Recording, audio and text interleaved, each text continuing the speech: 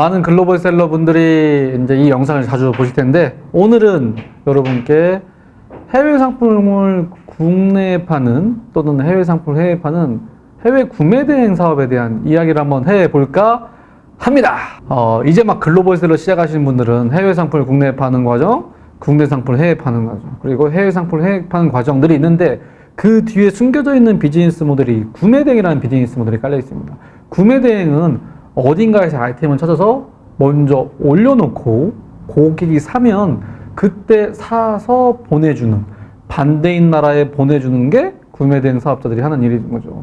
그 중에 이제 해외 구매 대행이라고 보통 이야기를 많이 합니다. 해외 구매 대행 업자들은 옛날 방법은 구매 대행 카페나 블로그를 만들어 놓고, 저는 구매 대행 합니다, 저한테 전 세계 상품들 찾아서 결제와 배송이 안 되는 경우 저한테 맡겨주세요 라고 하면, 우리 같은 구매 대행 사업자들은 견적을 보고 원가를 계산해서 견적 준 다음에 네, 12만원이면 살 수 있어요 라고 견적을 줍니다. 그러면 고객이 저한테 입금하고 배송하면 그때 해외에서 사서 국내에 바로 보내는 사이트가 없거나 있어도 배송비가 비싼 경우, 현지에 물건을 받아서 누군가가 보내줄 이런 물류 파트너가 필요한 거죠. 이게 바로 이제 배대지, 배송대행이라고 보통 이야기를 합니다.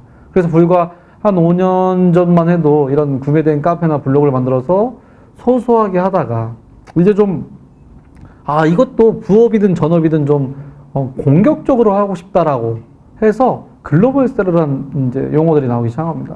그게 뭐냐면은, 예전에는 고객이 원하는 상품들 대신 사서 보내달라고 했지만, 이제 우리 같은 글로벌 셀러들이 전 세계 좋은 상품들을 찾아서 원가 분석해서 캡처 떠서 국내 카페, 블로그, 홈페이지, 오픈마켓에 올려놓고, 요건 해외 배송이야, 배송기한 2주 걸려, 교환비 반품 어려워, 이렇게 공지해 놓으면 고객이 포털에서 검색해서 상품을 보고 싸거나 없는 경우 그 상품을 결제를 합니다. 그러면 프로세스가 그 이후에는 우리가 해외에서 사서 현지 물류사 통해서 보내주는 이런 방식의 해외 구매 대행 사업 중에 좀 더 확장된 게 이제 글로벌 셀러라는 이제 비즈니스를 하죠.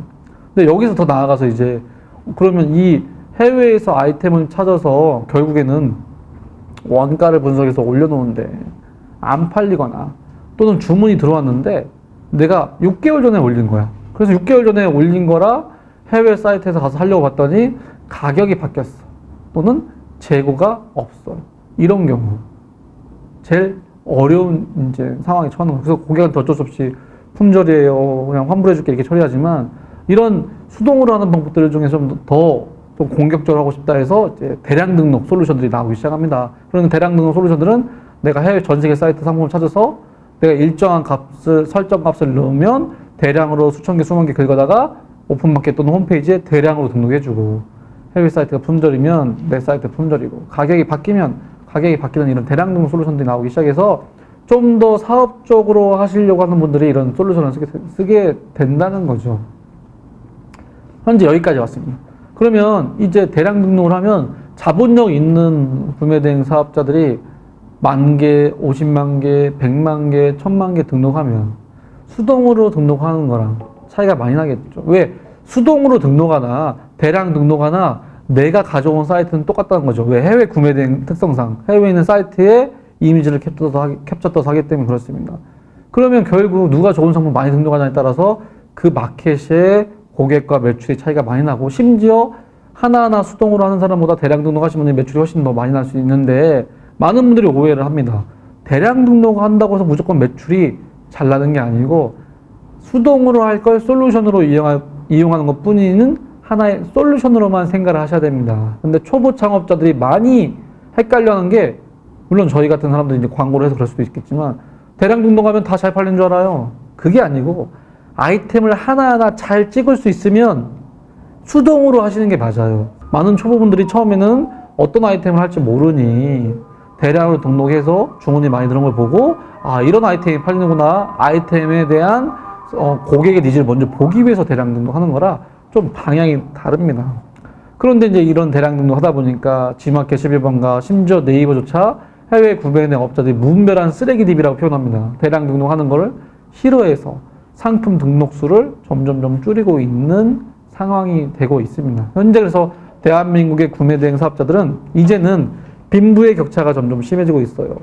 아이템을 하나하나 정말 고객들의 니즈를 파악해서 잘 찾을 수 있는 것들을 잘 발굴해서 수동으로 등록하는 구매 대행업자가 살아남거나 아니면 정말 50만 개, 100만 개 내가 비용 투자하고 광고비 태워가지고 사업적으로 대량 등록하시는 분들, 이 빈부의 격차가 나오면서 중간이 없어지기 시작합니다. 이 사이에 하나하나 수동으로 등록하다 보니까 생각보다 안 팔려 해서 포기하는 분, 대량 등록하다 보니까 솔루션이 좀 재관리가 안 돼요, 전송이 안 돼요, 또는 뭐 비용이 많이 나와 이래서 결국 1년, 2년 버티고 있는 분들이 살아남게 되는 거죠.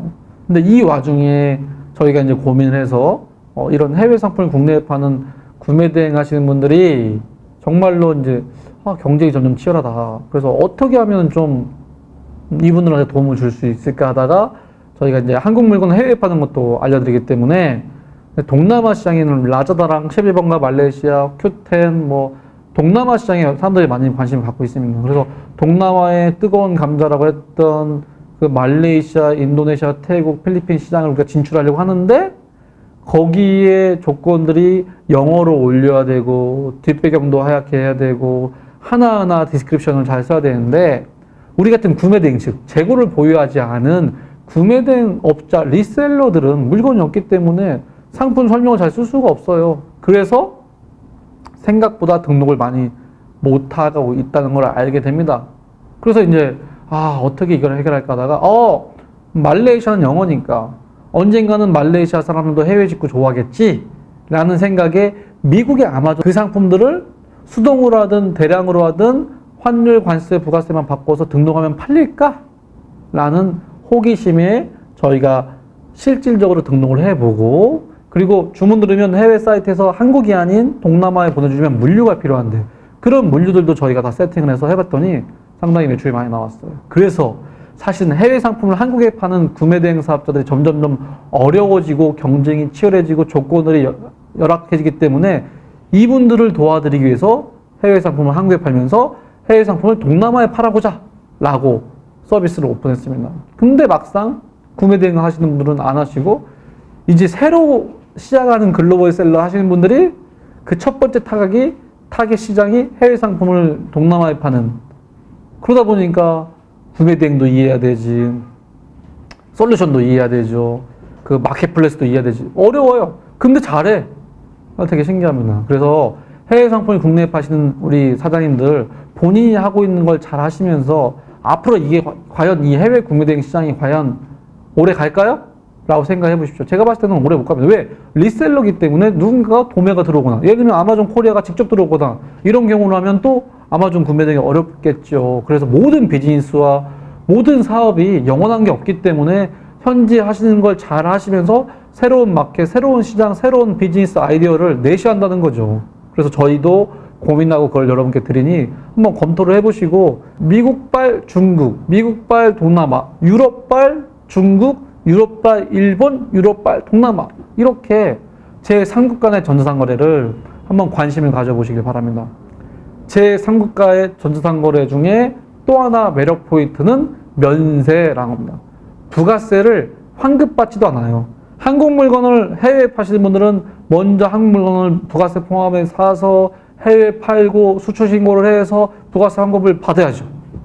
하지만 나는 한국에 있는데 미국 상품을 동남아에 팔았을 때는 아예 부가세가 없기 때문에 부가세 신고할 게 없어요. 그래서 면세로 신고하는 장점이 있다는 거고 특히 동남아 시장은 해외 직구가 또는 그 물류가 발달되지 않아서 아직 향후 몇 년 동안은 저희같이 나는 한국에 있는데 미국 물건은 동남아, 유럽 물건은 동남아 이런 비즈니스 모델이 아마 당분간은 재미있지 않을까라는 생각이 듭니다. 그래서 진정한 글로벌 셀러는 어느 국가든 다 할 수 있어야 되는데 그 중에 해외 구매 대행 사업자들에서 한국은 빈부격차가 점점 심해지고 반드시 이제 구매 대행만으로는 안 되기 때문에 병행 수입을 하셔야 되고 또 약간의 사입과 대량 사입을 통해서 판매하는 이런 단계로 가시거나 아니면 이렇게 새로운 비즈니스 모델을 미국발 동남아 특히 라자다에 대한 관심을 좀 가져보시면 여러분께서 하시는 구매 대행 사업자들 더 재밌는 비즈니스 모델이 될 거라고 생각합니다.